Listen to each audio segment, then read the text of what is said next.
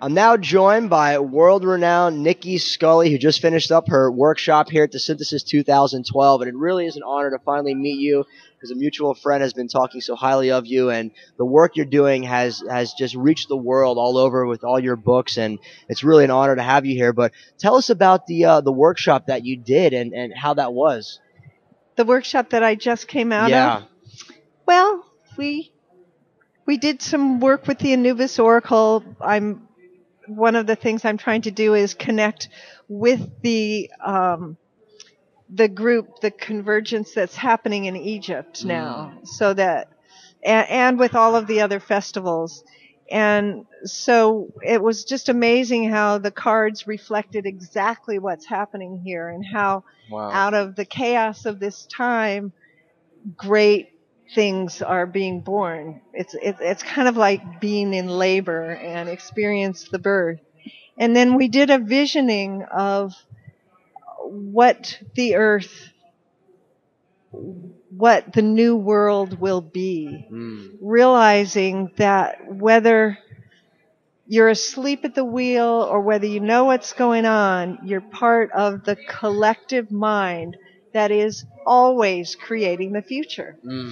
And so the more that people wake up to that, every word they say, every thought, every action is part of the direction of the future of all humans and this planet. So as we wake up to that, and that's why this is such an incredible opportunity, all these gatherings, and at one time so many minds focused, that we can use the exponential power of our minds to create the love and the intention that's required to make real changes in our DNA, changes in our wiring, allowing new frequencies in and taking them out into the world simply by being and by remembering. Yes, and science, talks about and proves a lot of this, about our DNA is changing, and a lot of the stuff you're talking about. So it's really good to see that in the mainstream. Not so much, but science is just with quantum physics, quantum mechanics. They're showing the observer, theory and things like that are actually proving that we are one collective. We are all together as one unified force. I work a lot with my dear friend Bruce Lipton, from whom I've learned a tremendous amount about cell biology and how it works, and how we actually can repair and change our DNA. And when he and I went to Egypt, he was able to do the scientific explanation of the shamanic work that I was doing, so that everybody would feel comfortable to dive deeply and make real change inside themselves, and hopefully for the planet. We just have to remember that there may be 200 trillion cells in our body, and that's a community. And there may be however many billions of us there are on that planet, and it's a community. And until we get it together to live harmoniously, there's no way that we can fully realize the dream that's been held for us. And I think that festivals like this all the time are really useful, but at this time, it's magnified exponentially. And when you talk about events, there was over 850 events around the world that were synced in with the birth and the Giza temples. I know a friend of mine, Adam Apollo, was out there, and he did ceremony in the King's Chambers before December 21st. They had special access. It's just amazing times to be in, to be part of something so epic and historic. We're in the Mayan land here, and the energy. And your newest book here, Planetary Healing, Spirit Medicine for Global Transformation, so needed at a time like this. Tell the listeners what this book is about and what they can expect to find by reading this book and discover. Well, interestingly enough, it started with Jose Arguelles' first date, the harmonic convergence, because I went out and prayed in ceremony for tools for my advanced students to help heal the planet, things that they can do for harmonic convergence. And here 25 years later, the book that started with that is published and happening, so that those tools and the consequent tools that have come in the last 25 years are available for people to use during these changes times. And you've been a shamanic mystery school teacher for many years. You've done about 50, 60 trips to Egypt, you were saying before. Yes, I've led it. And, you know, this is ancient knowledge, ancient history that is just really being revealed to the world because of things like radio and social media. It's so good to get this stuff out there on networks like that. How have you seen the change over the last 20, 30 years? In Egypt? Or in general, with just topics like this being discussed so freely. Right. That's an interesting question, because shamanism is not really fully understood. It's become a common word that's bandied about for some very serious between the worlds work that people who train and are born into it, or, you know, in the indigenous cultures, recognized and taught from a really young age, and who go through incredible initiations. I mean, the word itself is Siberian. And the Siberian shamans, from which the word comes from, were of a tribe that a person would go insane, and that would be the recognition that that person was to be a shaman. And if they didn't answer the call and say yes and commit to it, they would stay crazy. But if they committed to it, then they would be empowered and would become the healers for that community. It's so interesting you said that, because that's what I understand. It was in the villages that the kids that were not the ones that would sit in school, the kids that were crazy outside the box, were actually the ones, the impulsive ones, that they would take in to be the shamans. Like myself, I'm always impulsive and didn't really like school, and was just always like, the system never resonated with me. I knew there was something greater, and it's so amazing to hear you see that, because people think that the shamans are like these people that are just regular people, but it's really the people that are a little bit thinking outside the box, that really have that flow in them. I agree with you, and our culture has no place for shamans. So what's happened to some people in this culture is they are so different, and then they are called in ways they don't understand, and often they wind up in insane asylums because people don't get it. But if you're lucky enough to survive being that different and find the path, then you're become one of the way showers for this culture. But what I've seen in the last 30 years or so is that more and more people are becoming clairvoyant. There's more and more sensitive people coming onto the planet that are naturally there and are as comfortable living in two worlds as shamans are. And they need direction, and they need help. So that's one of the things that I do, is teach healing, and I find that the people that come to me have a more shamanic bent. But my healing work is called alchemical healing, and there is a book of that name. There's a trilogy, and it's part of the planetary healing trilogy. Excellent. Well, like you said, these festivals with the intention are so powerful, and there's been so many just the last few years that have popped up all over the world.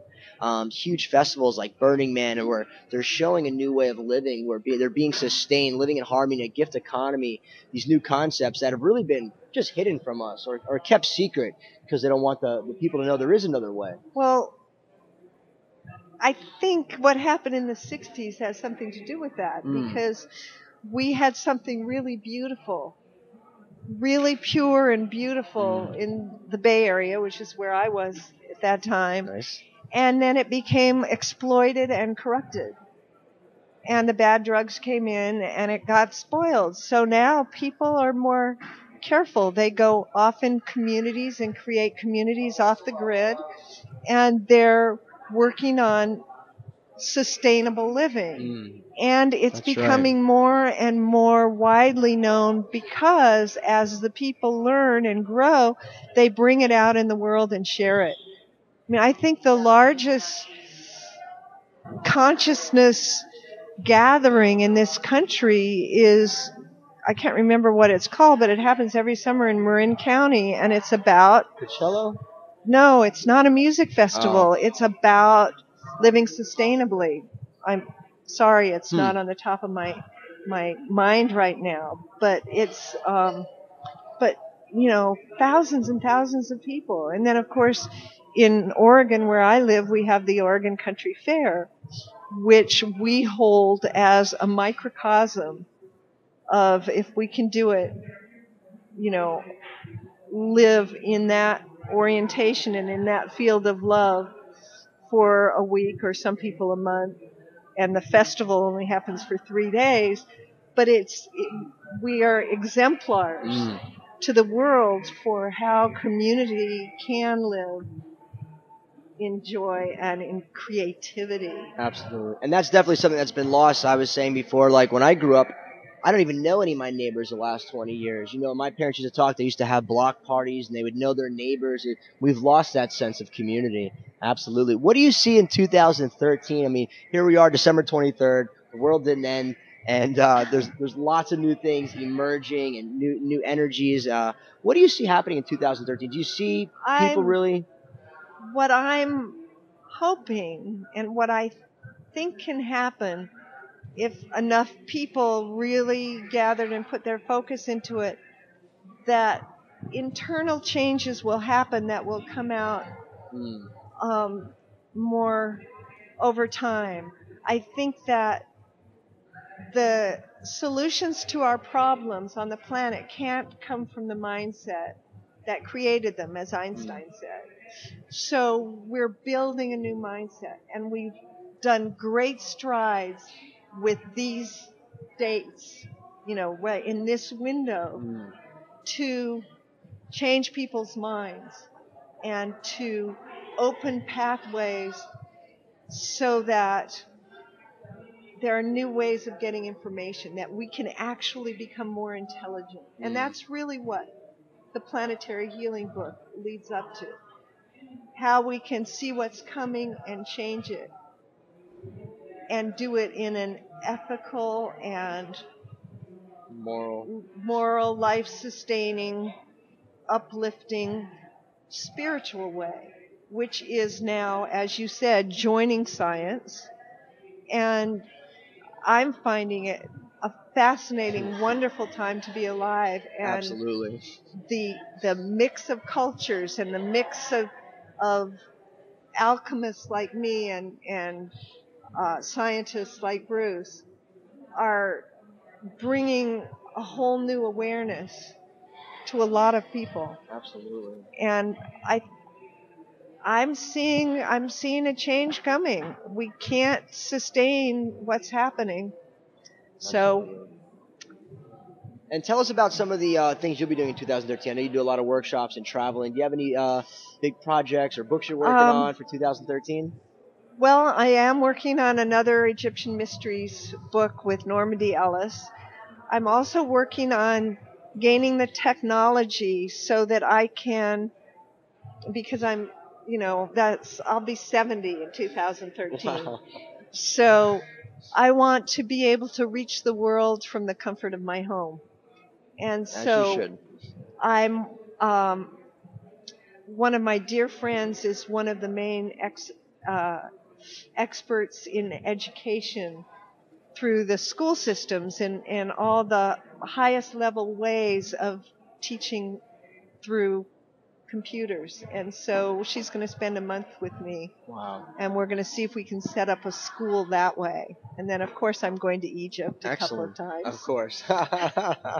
And Egypt, the residents there, how do you feel when you go there? You obviously, I mean, do you feel a big shift when you get off the plane and you're around those temples? Oh, yeah. When I first went in 1978 with the Grateful Dead, it was like nothing I could have imagined. Wow. I mean, the first thing was back then, so that was 1978, getting off a plane and seeing people with machine guns. It's like, whoa, what's this like? And then come to know, at that time, they were really your friends. And we'd go hang out with the guards up behind the pyramids and, nice, play and have fun. Well, you're with the Grateful Dead, so who knows? Well, but I've been going ever since. I mean, I was so enthralled, I was back 3 weeks later. Wow. And then so I kiss the ground and offer prayers of gratitude every time I get there. Wow. And the people are so warm and so friendly. And now it's going through real changes. So I've been through 9/11 there, through all the wars and uprisings, and had people on the ground. And now I just came back from there, and it was still fine. But there's a lot of confusion there. Yeah. And it could go either way. So I'm just wanting to take people as long as I can so that they can have that experience. Absolutely. I actually have a pinch of sand from the Giza Temple given by your good friend Linda Starwolf. So thank you on for the that. trip she was with me. Yes, that's right. That's right. She had just gotten back about a year ago. So excellent. Well, thank you, Nikki, so much for taking the time and coming on the show. And give out your website where people can find out more information.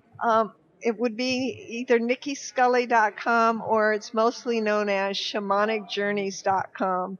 And then there's websites that you can click to from there, the anubisoracle.com, and get a free reading, or you can go to Becoming an Oracle and get an Egyptian Mysteries Journey. Or there's all kinds of information.